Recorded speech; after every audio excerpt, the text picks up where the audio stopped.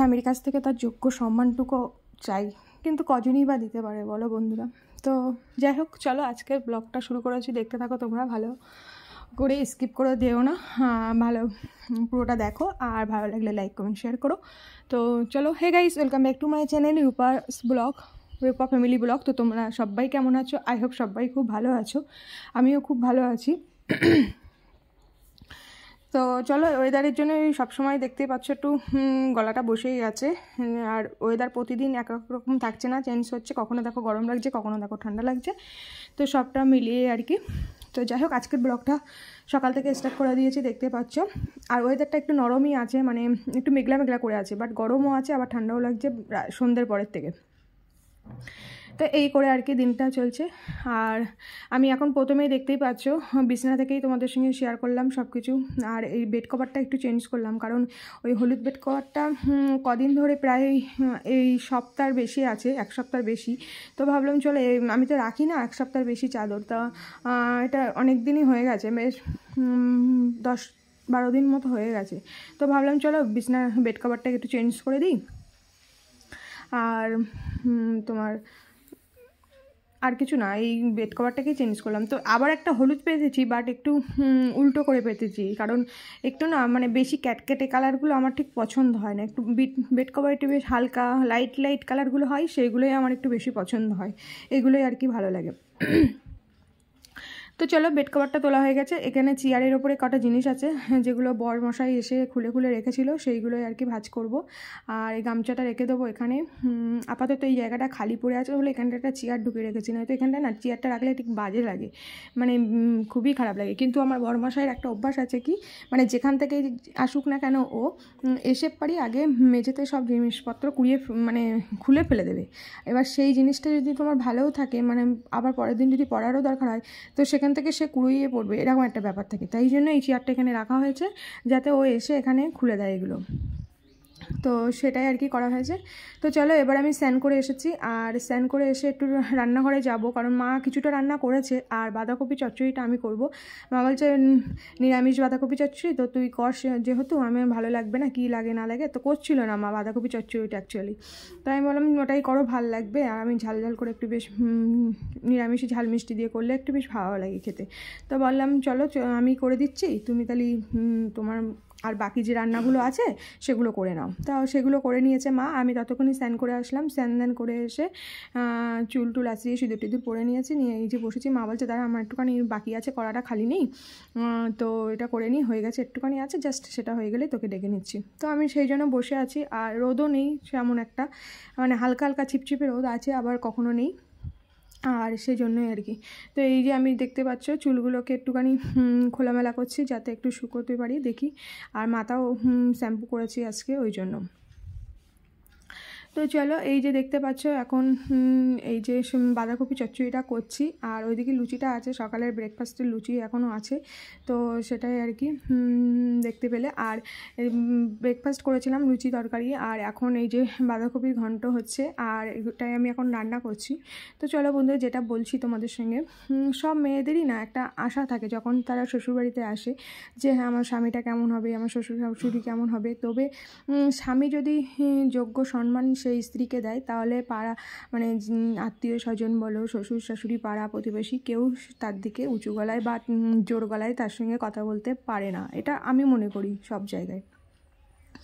তো সবাইকে চাই, সব স্বামীদের কাছে চাই, বলি আর কি, যে তোমরা প্লিজ একটু যোগ্য জবাবটুকু, যোগ্য সম্মানটুকু দিও, আর একটু আগলিয়ে রাখলে, একটু যোগ্য সম্মান দিলে, এটাই মেয়েদের কাছে অনেক কিছু, তাই না? সাংসারিক ক্ষেত্রে জানি সব জায়গায় সব কিছু খুঁটিনাটি হয়, সব জায়গায় সব কিছু ঘটে, বাট এইটুকু মানে জাস্ট এইটুকু মেয়েদের কাছেই মানে বড় পাওয়া আর কি। এর জোরেই আর কি তারা টিকিয়ে থাকতে পারে সংসারে, আর সংসারটাকে আর কি সোনার সংসার করতে পারে, এই আর কি পাওয়া তাদের। ঠিক আছে, যাই হোক, অনেক বড়লোক বা অনেক কোটিপতি, অনেক গাড়ি বাড়ি এইসব তারা কিন্তু স্বপ্ন নিয়ে আসে না শ্বশুরবাড়িতে, তারা আসে সংসারটাকে গুছিয়ে সংসার করতে। তো সেই জন্য আর কি যার দেখতাই আসে তাকে অবশ্যই ভালো হওয়া উচিত, এটা আমি মনে করি। তো চলো এটাই আর কি বলার ছিল তোমাদের সঙ্গে। আর এখন একটু রেডি হয়েছি কারণ বিকেলবেলা ভালো লাগছে না, তো সেই জন্য ভাবলাম চলো, মাকে বললাম চলো একটু আমাদের এখানে হরিনাম হচ্ছে, তো সেখান থেকে একটু নাম শুনে আসি। তো সেটাই আর কি মানে গুছিয়ে নিয়েছি। আর আমি আর মা এখন যাচ্ছি, আর ওখান থেকে আমার একটা বান্ধবী যাবে ওখান থেকে, তো ও আর ওর শাশুড়ি আমরা এই দুজনা মিলেই যাব, 4 জনা মিলে।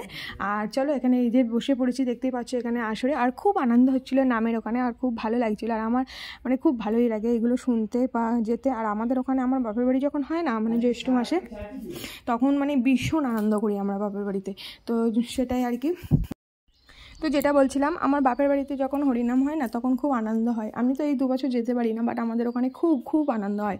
তো যাই হোক, এবার ইচ্ছা আছে যাবার, এবারে যাবো ভাবছি। আর ওখানে গিয়ে আনন্দ করব যতটা, তখন দেখাবো তোমাদের সঙ্গে, মানে ফুল টু এনজয় যারে বলে। তো সেগুলো তোমাদের সঙ্গে অবশ্যই শেয়ার করব। তো সব ভিডিও দেখতে থাকো, ভালো লাগলে লাইক কমেন্ট শেয়ার করো। তো এটাই আর কি বলার তোমাদের কাছে, চাওয়া পাওয়া আশা যাই কিছু বলো না কেন, এটাই তোমাদের কাছ থেকে শুধু, আর কিচ্ছু চাই না। আমাকে জাস্ট একটু ভালোবাসা দিও, আর কিছু না। তো এই যে দেখতে পাচ্ছ এখানে সব, আর প্রচুর পরিমাণে লুট হচ্ছিলো, মানে বাতাসা হরিণুট হচ্ছিলো।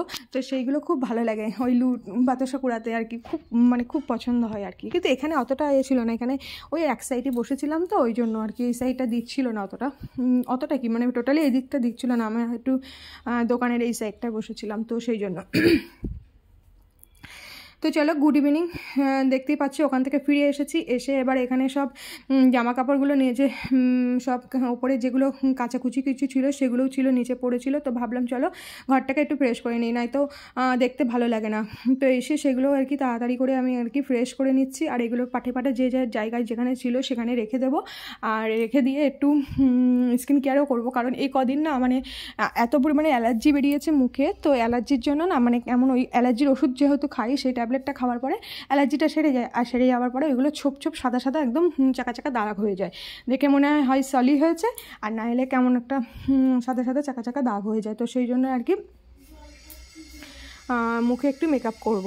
তো সেই জন্য একটু প্রথমে চুলটাকে ভালো করে একটু বেঁধে নিলাম, আর উঁচু করে, যাতে লেগে না যায় চুলগুলোই। আর সেটাই আর কি করে নিলাম, ক্লিপ দিয়ে নিলাম। আর দেখতে পাচ্ছ ঘর বাড়ি সব পরিপাটি করে নিয়েছি, জায়গার জিনিস জায়গায় দিয়ে দিয়েছি, সবটা পুরো ফ্রেশ হয়ে গেছে। আর এখন আমি একটু মুখে হালকা করে স্ক্রাবিং করে নিচ্ছি, যাতে ফেস প্যাকটা লাগানোর আগে একটু স্ক্রাবিং করে নিচ্ছি, কারণ অনেক দিন অনেক কিছুই করা হয় না। আর অ্যালার্জিতে মানে কি বলবো, খুবই বাজে লাগে। তো অ্যালার্জির পরপরই না একটু স্কিন কেয়ার করি আমি, নাহলে একটু মানে স্কিনটা ঠিক কেমন একটা ড্রাই হয়ে যায় আর কেমন একটা হয়ে যায়, ওই জন্য। আর সেটাই আর কি করছি। তো হালকা করে একটু স্ক্রাবিং করে নেবো, নিয়ে একটা ফেস প্যাক করবো। তো ফেস প্যাক কিছুই না, জাস্ট একটু গোলাপ জল দিয়ে, একটু বিটরুট পাউডার দিয়ে জাস্ট একটু মুখে মাখবো, আর এটাই আর কি। এমনি কিছু মাখি না, আমার অ্যালার্জির দোষ আছে, স্কিনটাও সেন্সিটিভ, তো সেই জন্য কিছু মাখিও না, কিছু দিও না মুখে, কিছু করি না। এই মেকআপ করবো হালকা করে, তাই হলো মাঝে সাঝে মেকআপ করি, তাই জন্য ভিডিও বানাই তখন একটু করি, তাই হলো আমার মুখে অ্যালার্জি বেরিয়ে যায়। মানে এখন এমন একটা হয়েছে অ্যালার্জিটা, মানে আমি কোনো কিছু আর মাখতেও পারছি না, খেতেও পারছি না, এরকম একটা ব্যাপার। মানে অ্যালার্জির জন্য আমার সব খাওয়া দাওয়াও কম, মানে হয়ে গেছে। তো এটাই আর কি বলার ছিল তোমাদের সঙ্গে। আর এই যে দেখতেই পাচ্ছ একটু ক্লিন লাগে মুখটা, স্ক্রাবিংটা করার পরে ফ্রেশ লাগে একটু। তো এই যে দেখতে পাচ্ছ অনেকটা, আর মুখে এই যে দেখতে পাচ্ছ ডান সাইডে আমার মুখটা দেখে বুঝতে পারবে তোমরা, ছোপ সাদা সাদা খানিকটা দাগ হয়ে গেছে, যেন মনে হচ্ছে সলি হয়ে গেছে ওগুলো, আর সলিড দাগটা এখনও রয়ে গেছে, এরকম একটা ভাব। কিন্তু আমার মুখে কোনোদিন সলি টলি বেরোয়নি, কিছু হয়নি। এই অ্যালার্জি হওয়ার থেকে আমার মুখে, মানে প্রথম থেকেই না, আইব্রোবেলা থেকেই আমার মুখে কোনো পিম্পল বলো বা কিছু এরকম কিছুই বেরোতো না, মানে কোনো দিনও না। সব বান্ধবীদের দেখতাম পিম্পল বেরোতো বা কোনো কিছু, আমার কোনো দিন পিম্পল কিচ্ছু বেরোতো না। তো খুবই স্কিনটা খুব ভালো ছিল। আর এখন মানে হঠাৎ করে এরকম বিয়ের পরপর থেকে আর কি হঠাৎ করেই এরকম অ্যালার্জিটা শুরু হয়েছে। আর এই অ্যালার্জিটা এখনও পর্যন্ত ছাড়ছে না, কী যে করি, মানে এমন কোনো ডাক্তার নেই, এমন কোনো ওষুধপালা নেই, খাওয়া হয়নি। তো সব জায়গায় বলে সেরে যাবে, বাট সারে না, কিছুই হয় না। তো এটা নিয়ে আমি এখন খুবই ভুগছি। তো তোমাদের কিছু জানা থাকলে বন্ধুরা অবশ্যই কিন্তু আমাকে কমেন্টে জানাবে যে হ্যাঁ দিদিভাই এরকম তোমাদের অ্যালার্জি খেতে পারো বা এটা করতে পারো। চলো আজকে ভিডিও আর বেশি বড় করব না, এখানেই শেষ করব। যদি আমার ভিডিওটা অনেকটা বড় হয়ে গেছে, আমি অন্য দিনের তুলনায় আজকে একটু এটাই আর কি বলার ছিল। আর এখন একটু দেখতেই পাচ্ছ আজকে এই ভিডিওটা ছাড়ছি, কালকে তোমাদের সঙ্গে অবশ্যই স্ক্রিনে অন্যরকম ভিডিও শেয়ার করার চেষ্টা করব। আর ডেলি একঘেয়েমি আর ছাড়ছি না, আমি একটু তোমাদের কাছে আমার নিজের বিষয়ে কিছু জানাবো, এরকম একটা কিছু ভিডিও আনতে চাইছি একটু একটু করে, তো সেইগুলো আর কি শেয়ার করব। তোমরা প্রতিদিন এরকমভাবে ভালোবাসা দাও অনেক অনেক অনেক অনেক করে, আর আমার থেকেও তোমাদের অনেক ভালোবাসা থাকবে। তো আজকে বেশি আর বড় করছি না, ভিডিওটা অনেকটা এমনি বড় হয়ে গেছে, কারণ আমি এত বড় ভিডিও করি না। হ্যাঁ, তো আজকে একটু ভাবলাম তোমাদের সঙ্গে জাস্ট একটু গল্পই করি, কি করব, অন্যদিন তো একটু ব্লগ করে ছোটো ছোটো ব্লগ করে জাস্ট কী করছি না করছি সেটা শেয়ার করে তোমাদের সঙ্গে দিয়ে দিই। তো এটাই আর কি বলার ছিল আমার। আর তো চলো আজকের মতো এখানে শেষ করছি, পরবর্তী আবার একটা নতুন ব্লগ নিয়ে তোমাদের সামনে চলে আসবো। আর তোমরা ভালো থাকো, সুস্থ থাকো, অনেক অনেক অনেক অনেক। আর আজকের মতো টাটা, বাই বাই।